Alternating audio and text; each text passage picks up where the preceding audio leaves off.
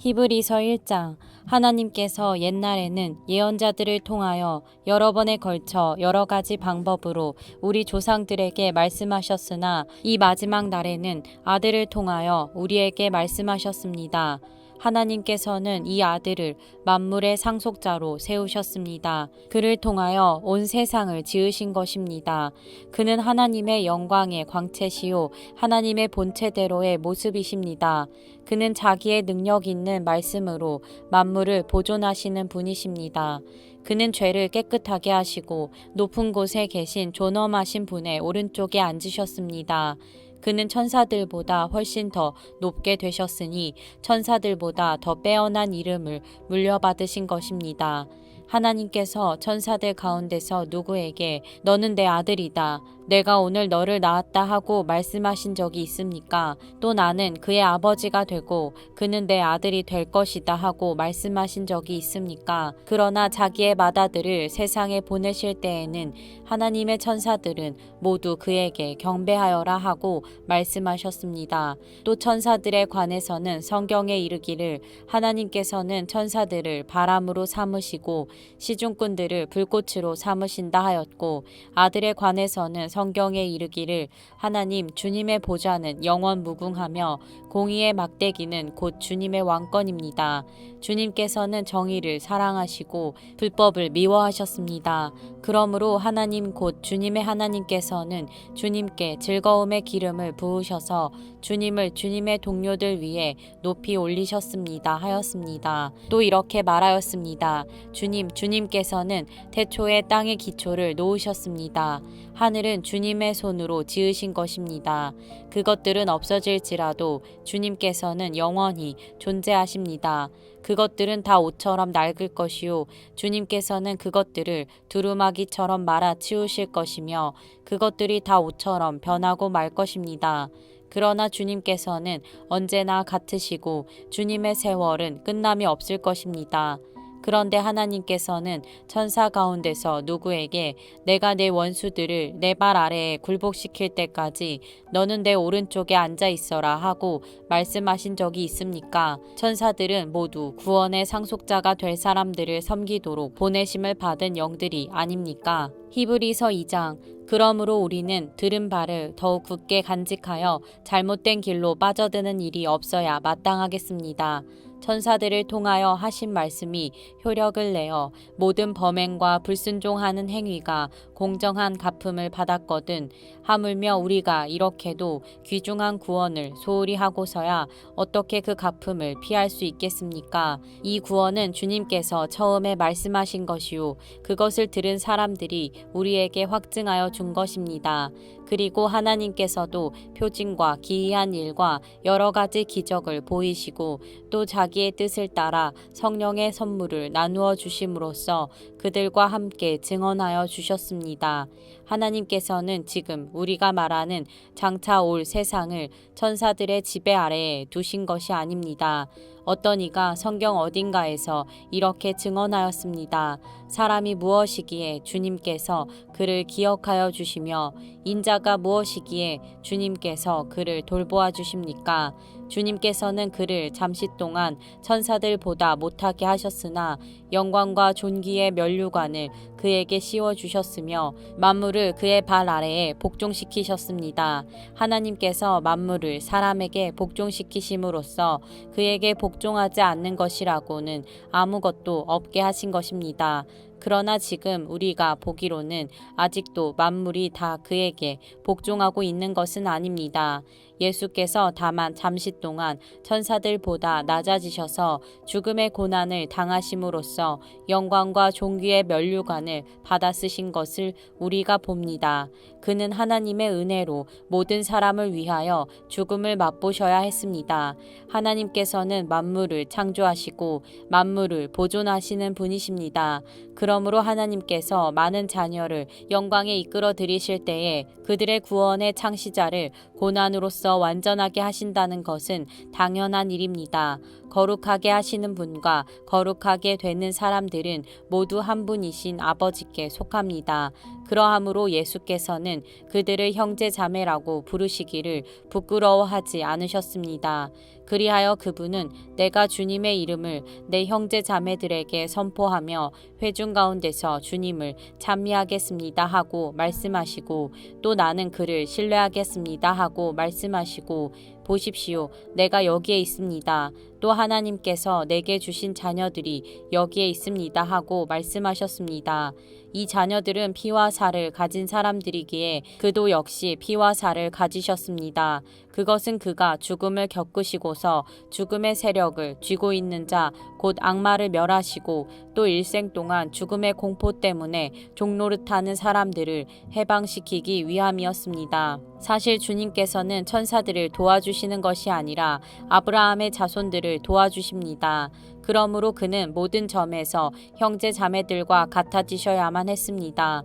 그것은 그가 하나님 앞에서 자비롭고 성실한 대제사장이 되심으로써 백성의 죄를 대신 갚으시기 위한 것입니다. 그는 몸소 시험을 받아서 고난을 당하셨으므로 시험을 받는 사람들을 도우실 수 있습니다.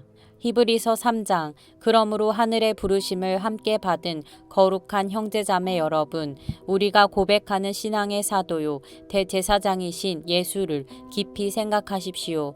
이 예수는 모세가 하나님의 온 집안에 성실했던 것과 같이 자기를 세우신 분께 성실하였습니다.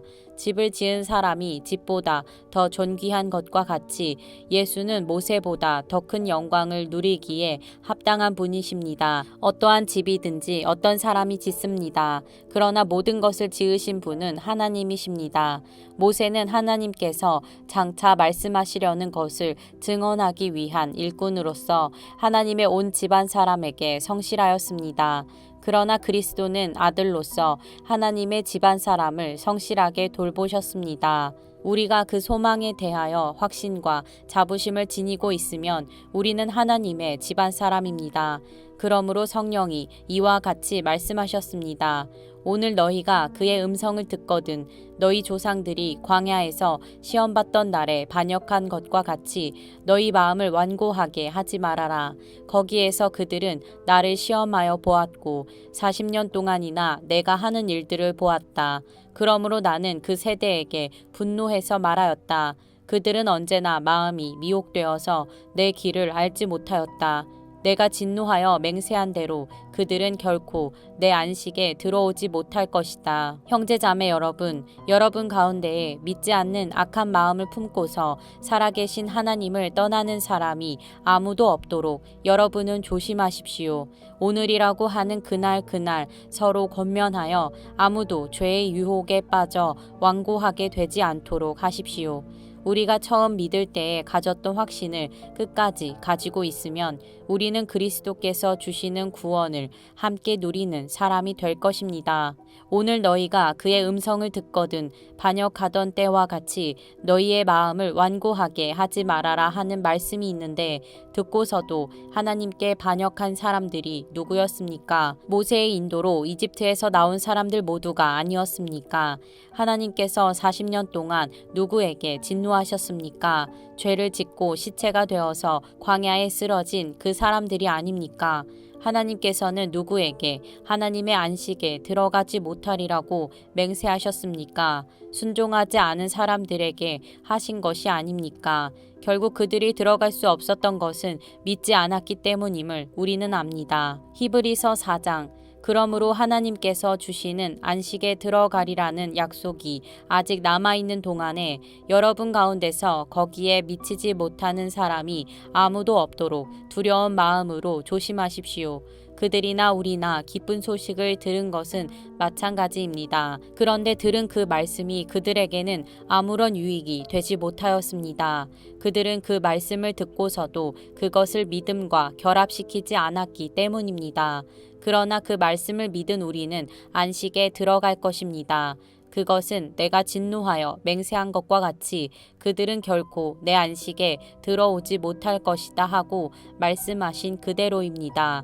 사실상 하나님께서 세상을 창조하시고 모든 일을 끝마치셨으므로 그때부터 안식이 있어 온 것입니다.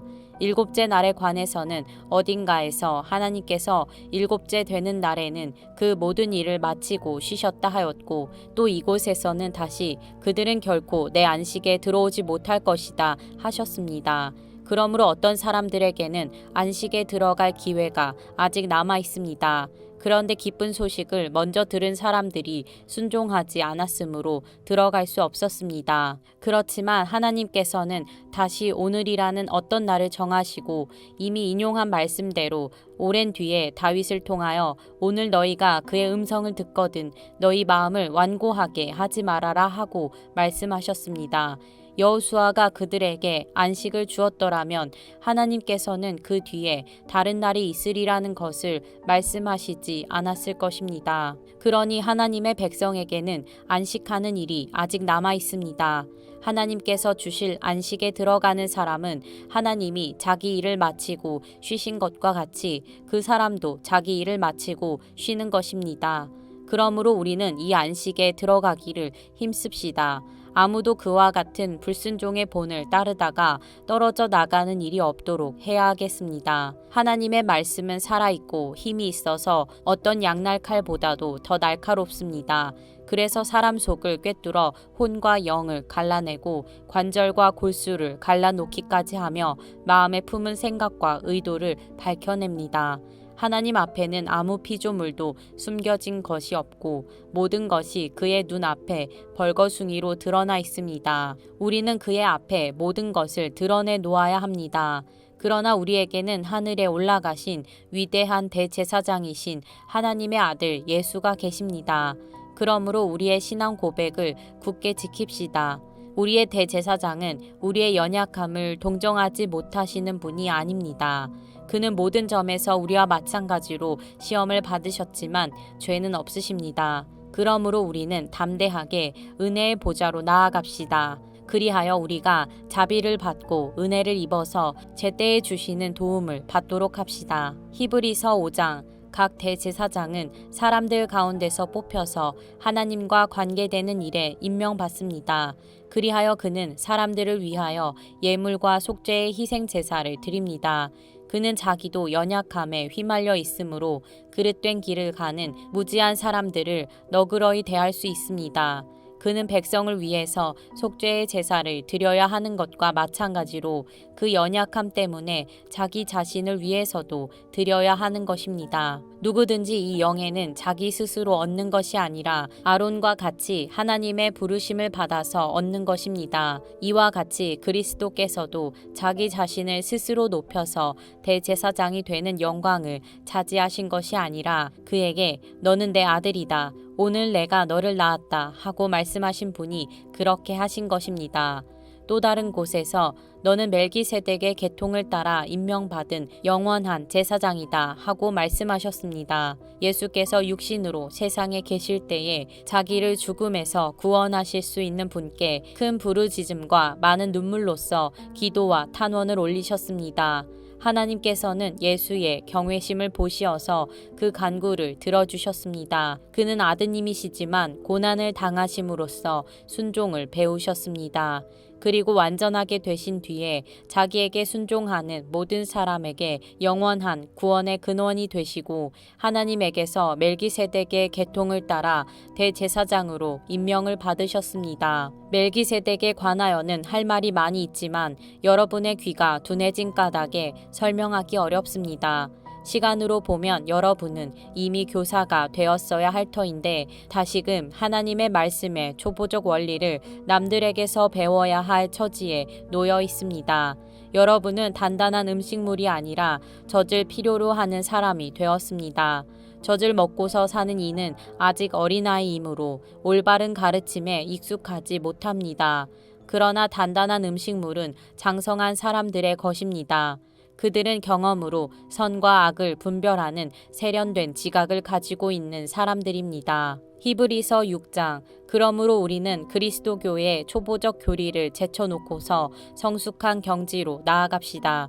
죽은 행실에서 벗어나는 회개와 하나님에 대한 믿음과 세례에 관한 가르침과 안수와 죽은 사람의 부활과 영원한 심판과 관련해서 또다시 기초를 놓는 일이 없어야 하겠습니다. 하나님께서 허락하시면 우리는 그렇게 할 수 있을 것입니다. 한번 빛을 받아서 하늘의 은사를 맛보고 성령을 나누어 받고 또 하나님의 선한 말씀과 장차 올 세상의 권능을 맛본 사람들이 타락하면 그들을 새롭게 해서 회개에 이르게 할 수 없습니다. 그런 사람들이야말로 하나님의 아들을 다시금 십자가에 못 박고 욕되게 하는 것이기 때문입니다. 땅이 자주 내리는 비를 흡수하여 농사 짓는 사람에게 유익한 농작물을 내주면 그 땅은 하나님께로부터 복을 받습니다. 그러나 가시덤불과 엉겅퀴를 내면 그 땅은 쓸모가 없어지고 저주를 받아서 마침내는 불에 타고 말 것입니다. 사랑하는 여러분, 우리가 이렇게 말하지만 여러분에게는 구원에 이르게 하는 더 좋은 것들이 있다는 것을 확신합니다. 하나님은 불의하신 분이 아니므로 여러분의 행위와 여러분이 하나님의 이름을 위하여 나타낸 사랑을 잊지 않으십니다. 여러분은 성도들을 섬겼으며 또 지금도 섬기고 있습니다. 여러분 각 사람은 같은 열성을 끝까지 나타내서 소망을 이루시기 바랍니다. 여러분은 게으른 사람이 되지 말고 믿음과 인내로 약속을 상속받는 사람들을 본받는 사람이 되어야 합니다. 하나님께서는 아브라함에게 약속하실 때에 자기보다 더 큰 분이 계시지 아니하므로 자기를 두고 맹세하시고서 말씀하시기를 내가 반드시 너에게 복을 주고 복을 줄 것이며 너를 번성하게 하고 번성하게 하겠다 하셨습니다. 그리하여 아브라함은 오래 참은 끝에 그 약속을 받은 것입니다. 사람들은 자기보다 더 위대한 일을 두고서 맹세합니다. 그런데 맹세는 그들에게 모든 논쟁을 그치게 하여 주고 확정을 지어 줍니다. 그래서 하나님께서는 그 약속을 상속받는 사람들에게 하나님의 뜻이 변하지 않는다는 것을 더욱 환히 나타내 보이시려고 맹세로서 보증하여 주셨습니다. 이는 앞에 놓인 소망을 붙잡으려고 세상에서 피하여 나온 사람들인 우리가 이 두 가지 변할 수 없는 사실, 곧 하나님의 약속과 맹세를 의지하여 큰 위로를 받게 하려는 것입니다. 하나님께서는 약속하시고 맹세하실 때에 거짓말을 하실 수 없습니다. 우리에게는 이 소망이 있으니 그것은 안전하고 확실한 영혼의 닷과 같아서 휘장 안에까지 들어가게 해줍니다. 예수께서는 앞서서 달려가신 분으로서 우리를 위하여 거기에 들어가셔서 멜기세덱의 계통을 따라 영원히 대제사장이 되셨습니다. 히브리서 7장. 이 멜기세덱은 살렘 왕이요 지극히 높으신 하나님의 제사장이었습니다.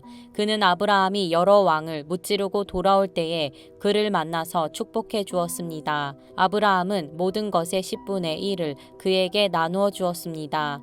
첫째로 멜기세덱이란 이름은 정의의 왕이라는 뜻이요. 다음으로 그는 또한 살렘 왕인데 그것은 평화의 왕이라는 뜻입니다. 그에게는 아버지도 없고 어머니도 없고 족보도 없고 생애의 시작도 없고 생명의 끝도 없습니다.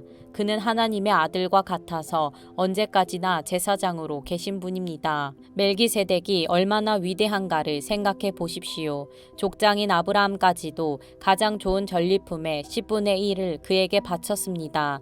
레위 자손 가운데서 제사장 직분을 맡는 사람들은 자기네 동족인 이스라엘 백성에게서 비록 그 백성도 아브라함의 자손이지만 율법을 따라 10분의 1을 받아들이라는 명령을 받았습니다.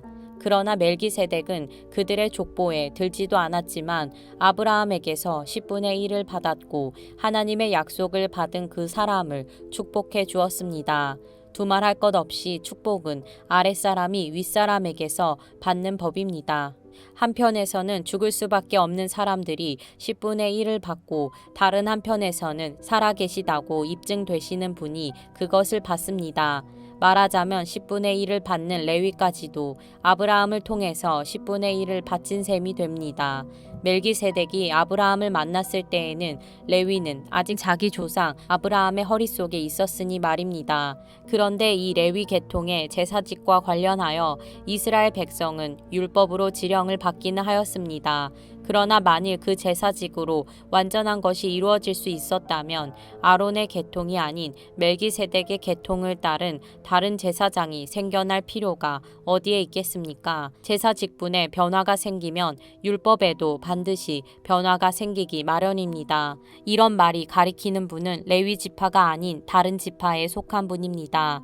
그 지파에 속한 사람으로서는 아무도 제단에 종사한 적이 없습니다. 우리 주님께서는 유다 지파에서 나신 것이 명백합니다. 그런데 모세는 제사장들에 관하여 말할 때에 이 지파와 관련해서는 말한 것이 아무것도 없습니다. 멜기세덱과 같은 모양으로 다른 제사장이 생겨난 것을 보면 이 사실은 더욱더 명백합니다. 그는 제사장의 혈통에 대해서 규정한 율법을 따라 제사장이 되신 것이 아니라 썩지 않는 생명의 능력을 따라 되셨습니다. 그를 두고서 말하기를 너는 멜기세덱의 계통을 따라서 영원히 제사장이다 한 증언이 있습니다. 전에 있던 계명은 무력하고 무익함으로 패하게 되었습니다. 율법은 아무것도 완전하게 하지 못하였습니다. 그래서 하나님께서는 더 좋은 소망을 우리에게 주셨습니다. 우리는 이 소망을 힘입어서 하나님께 가까이 나아갑니다. 그리고 예수께서는 하나님의 맹세 없이 제사장이 되신 것이 아닙니다. 레위 계통의 사람들은 맹세 없이 제사장이 되었습니다. 그러나 예수께서는 자기에게 말씀하시는 분의 맹세로 제사장이 되신 것입니다. 주님께서 맹세하셨으니 주님은 마음을 바꾸지 않으실 것이다. 너는 영원히 제사장이다 하셨습니다. 이렇게 해서 예수께서는 더 좋은 언약을 보증하시는 분이 되셨습니다. 또한 레위 계통의 제사장들은 죽음 때문에 그 직무를 계속할 수 없어서 그 수가 많아졌습니다. 그러나 예수는 영원히 계시는 분이므로 제사장직을 영구히 간직하십니다. 따라서 그는 자기를 통하여 하나님께 나아오는 사람들을 완전하게 구원하실 수 있습니다. 그는 늘 살아계셔서 그들을 위하여 중재의 간구를 하십니다. 예수는 이러한 제사장으로 우리에게 적격이십니다. 그는 거룩하시고 순진하시고 순결하시고 죄인들과 구별되시고 하늘보다 높이 되신 분이십니다. 그는 다른 대제사장들처럼 날마다 먼저 자기 죄를 위하여 희생 제물을 드리고 그 다음에 백성을 위하여 희생 제물을 드릴 필요가 없습니다. 그는 자기 자신을 바치셔서 단 한 번에 이 일을 이루셨기 때문입니다. 사람들에게 약점이 있어도 율법은 어쩔 수 없이 그들을 대제사장으로 세우지만 율법이 생긴 이후에 하나님께서 맹세하신 말씀은 영원히 완전하게 되신 아들을 대제사장으로 세웠습니다.